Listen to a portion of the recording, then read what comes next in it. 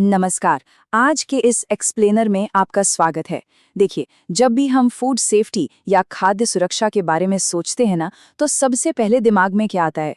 वही बोरिंग नियम, लंबी चौड़ी कागजी कार्रवाई, राइट?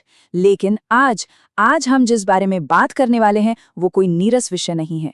हम बात कर रहे हैं ग्लोबल ट्रेड के एक विशाल और पूरी तरह से अदृश्य बुनियादी ढांचे की। एक ऐसा इंफ्रास्ट्रक्चर जो ना सिर्फ हमारे खाने को सुरक्षित रखता है, बल्कि इंटरनेशनल लेवल पर अरबों डॉलर के व्यापार को चलाता है। जी हाँ, हम बात कर रहे हैं भारत के अपने फूड सेफ्टी इकोसिस्टम की। तो चलिए शुरू करते हैं। आगे बढ़ने से पहले जल्दी से देख लेते हैं कि आज हम क्या-क्या कवर करने वाले हैं। तो सबसे पहले हम समझेंगे खाद्य सुरक्षा का केंद्र क्या है। उसके बाद बात करेंगे इस इकोसिस्टम में प्राइवेट लैब्स के रोल की। फिर हम देखेंगे कॉर्पोरेट बचाव और उनका मूल्य, और आखिर में जानेंगे कि ये सब मिलकर कैसे भारत की निर्यात क्षमता यानी एक्सपोर्ट पोटेंशियल को बूस्ट कर रहा है। तो हमारी ये यात्रा ना एक माइक्रोस्कोपिक लैब से शुरू होकर सीधे ग्लोबल एक्सपोर्ट के टॉप तक जाएगी। चलिए सीधे पहले हिस्से पर आते हैं, खाद्य सुरक्षा का केंद्र। और यहाँ हम खासतौर पर रेगुलेटर यानी नियामक के नजरिए को समझेंगे। तो देश की जो सबसे बड़ी फूड सेफ्टी अथॉरिटी है FSSAI, उनका इस बारे में क्या सोचना है? उनका बिल्कुल साफ मानना है कि जो नेशनल फूड लेबोरेटरी नेटवर्क है ना, वो दरअसल हमारे फूड सेफ्टी इकोसिस्टम का दिल है। जी हाँ, बिल्कुल एक असली दिल की तरह। सोचिए, जैसे हमारा दिल पूरे शरीर में जीवन रक्षक खून पंप करता है, ठीक वैसे ही ये टेस्टिंग फैसिलिटीज पूरी सप्लाई चेन में क्रिटिकल डेटा और सुरक्षा का भरोसा पंप करती हैं। ये सिर्फ कहने की बात नहीं है, लिटरली यही इस पूरे इकोसिस्टम की जान है। अब आप यहाँ देख सकते हैं कि कैसे FSSAI ने इस मजबूत टेस्टिंग बेस के लिए एक पूरा स्ट्रेटेजिक ब्लूप्रिंट तैयार किया है।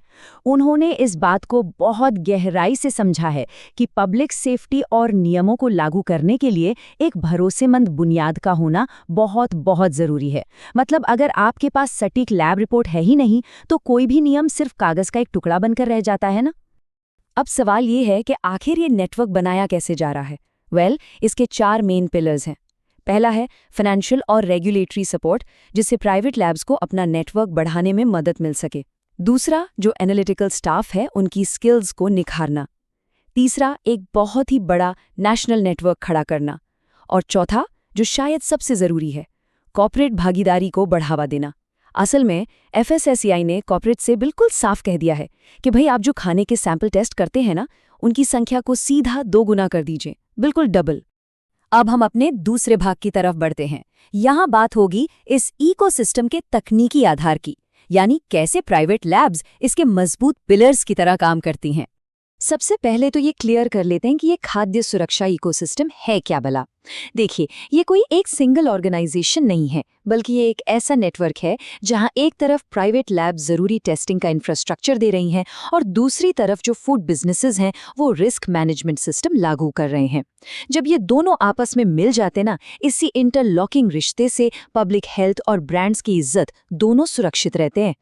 अब इस स्लाइड में जो सबसे दिलचस्प बात है वो है इन दोनों के बीच का तालमेल।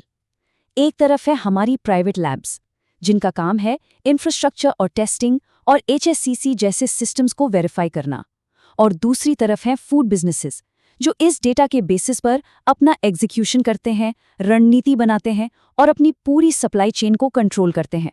आसान शब्दों में कहें तो लैब्स तकनीकी रीढ़ की हड्डी देती हैं और बिजनेसेस उसी के बल पर अपना खेल खेलते हैं।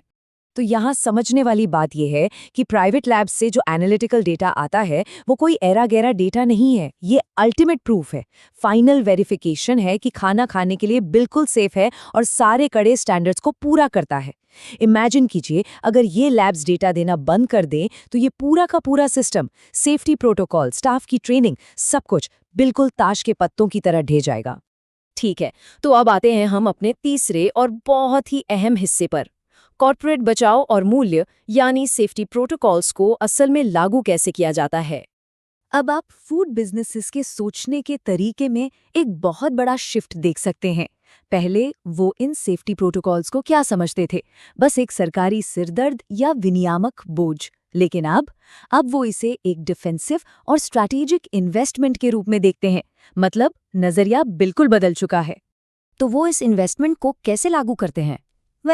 इसके कुछ स्टेप्स हैं। सबसे पहले तो वो ISO 22000 जैसे फूड सेफ्टी मैनेजमेंट सिस्टम्स को अपनाते हैं। फिर जो बड़े मैन्युफैक्चरर्स हैं वो एक गेट कीपर बन जाते हैं और अपने सप्लायर्स के लिए सर्टिफिकेशन बिल्कुल ज़रूरी कर देते हैं। और सबसे बड़ी बात, वो अपनी कंपनी के अंदर एक बहुत ही गहरा फूड सेफ्टी कल्चर पैदा करते हैं। ये सारे कदम ना ऊपर से नीचे तक पूरी सप्लाई चेन को एकदम टाइट रखने में मदद करते हैं। जरा इस नंबर को देखिए, $240 मिलियन। बाप रे, ये कोई छोटी मोटी रकम नहीं है। अगर सेफ्टी सिस्टम फेल हो जाए ना, तो बस एक प्रोडक्ट रिकॉल जैसी घटना से किसी कंपनी को इतना बड़ा नुकसान हो सकता है। ये नंबर साफ दिखाता है कि कॉर्पोरेट लेवल पर एक छोटी सी चूक कितनी भारी, बल्कि मैं कहूंगी कितनी विनाशकारी साबित हो सकती है।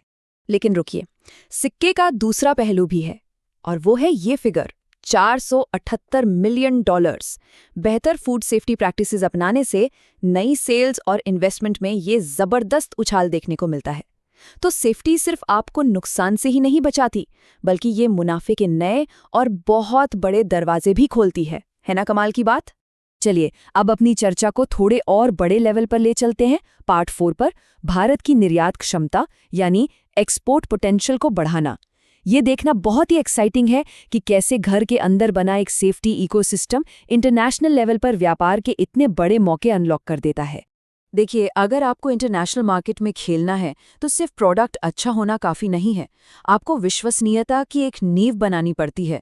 अमेरिका और यूरोप जैसे देशों में, जहां नियम बहुत ही सख्त हैं, अगर आप चाहते हैं कि आपका माल रिजेक्ट ना हो, तो आपके पास एक ऐसा लैब नेटवर्क होना चाहिए जो ना सिर्फ भरोसेमंद हो, बल्कि जिसका ऑडिट भी किया जा सके। ये कोई ऑप्शन नहीं है, ये एक शर्त है। अगर आपकी टेस्टिंग कैपेसिटी मजबूत है तो इसके एक्सपोर्ट बेनिफिट्स सीधा सीधा दिखते हैं। इससे आप कड़े इंटरनेशनल रूल्स को आसानी से पास कर लेते हैं और हाई वैल्यू सप्लाई चेन में एंट्री मिल जाती है। एक्सपोर्ट करने से पहले ही आपको किसी भी माइक्रोबियल रिस्क का पता चल जाता है। और सबसे ज़रूरी बात, अगर कभी कोई दिक्कत आए तो आप दुनिया भर में एकदम सटीक तरीके से प्रोडक्ट को रिकॉल कर सकते हैं। इससे आपका ब्रांड करोड़ों डॉलर के नुकसान और बदनामी से बच जाता है। इसका एक बहुत ही शानदार रियल वर्ल्ड एग्जाम्पल है मिस्र की एक कंपनी एडिफाइना। उन्होंने क्या किया?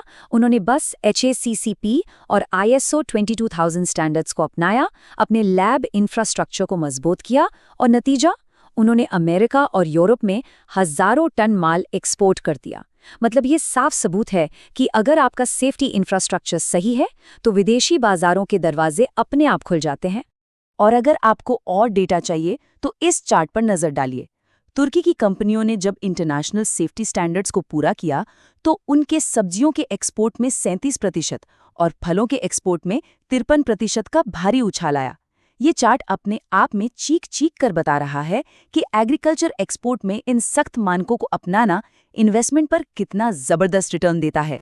तो कुल मिलाकर इस पूरे इकोसिस्टम का फाइनल गोल क्या है? कैपेसिटी के गैप को पाटना। जब आप ज्यादा सैंपल्स की टेस्टिंग करते हैं तो आपके पास एक ऐसा ट्रांसपेरेंट सेफ्टी रिकॉर्ड तैयार होता है जो किसी भी ऑडिट के लिए रेडी रहता है। और सच बताऊं तो विदेशी इन्वेस्टर्स और बायर्स इसी चीज की डिमांड करते हैं। ये प्रोएक्टिव अप्रोच ही है जो पूरे मार्केट को सुरक्षित और अट्रैक्टिव बनाती है। तो इस पूरे एक्सप्लेनर के बाद एक सवाल जो हमें खुद से पूछना चाहिए वो ये है, आज इन छोटी छोटी लैब्स में जो अदृश्य सेफ्टी स्टैंडर्ड्स बन रहे हैं वो कल के ग्लोबल फूड मार्केट्स के बैलेंस को कैसे नया आकार देंगे? सोचकर देखिएगा। ये एक ऐसा ढांचा है जो भले ही हमें अपनी आंखों से न दिखे, लेकिन यही ग्लोबल ट्रेड की सबसे मजबूत नींव है। खैर, आज की इस गहरी चर्चा में हमारे साथ जुड़ने के लिए बहुत बहुत धन्यवाद।